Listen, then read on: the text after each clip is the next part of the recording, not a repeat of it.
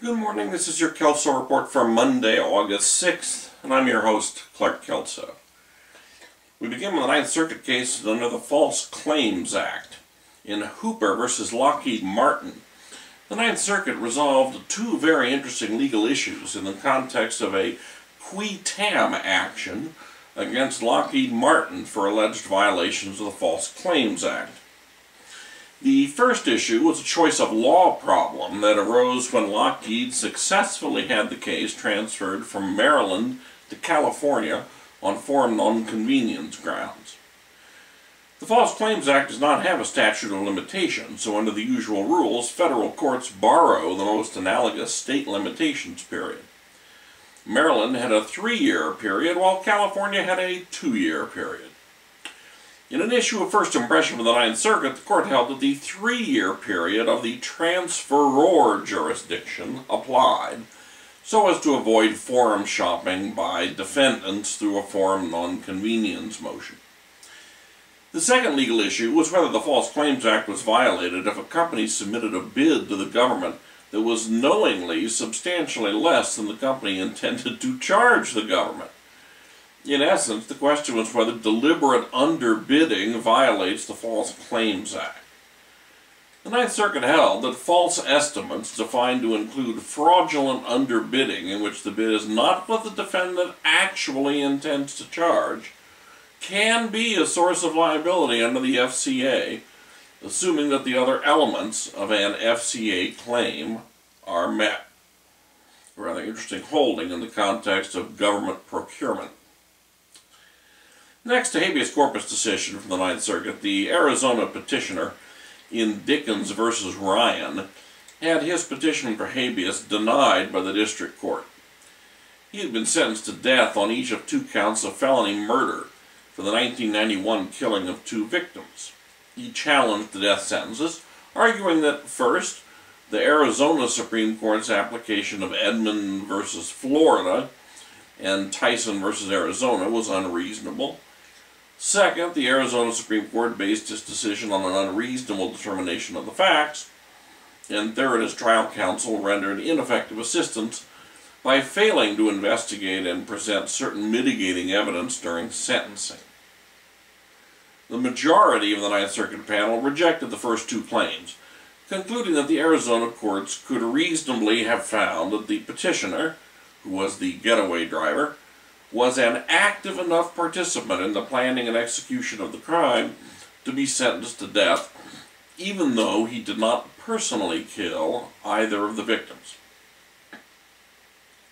As for the ineffective assistance claim, the Ninth Circuit agreed that the failure to present the claim to the Arizona courts was ineffective assistance, and so the panel remanded to allow the district court to reassess whether the petitioner had established cause and prejudice for the procedural default under the Supreme Court's recent decision in Martinez v. Ryan. Now we have 3 death penalty decisions from the California Supreme Court. The defendant in People v. McKenzie was convicted of first-degree murder, and the jury found true the robbery, murder, and burglary murder special circumstance allegations. The jury deadlocked during the penalty phase, and the trial court declared a mistrial. A second jury was impaneled, and after a new penalty phase, returned a verdict of death. The California Supreme Court unanimously affirmed, but it took them 81 pages to do so. Next, in People v. Houston, a jury convicted the defendant of the first-degree murders of 4 victims and found true a multiple murder special circumstance allegation. The jury also convicted the defendant of the attempted murders of 10 other victims and found true allegations that the attempted murders were willful, deliberate, and premeditated.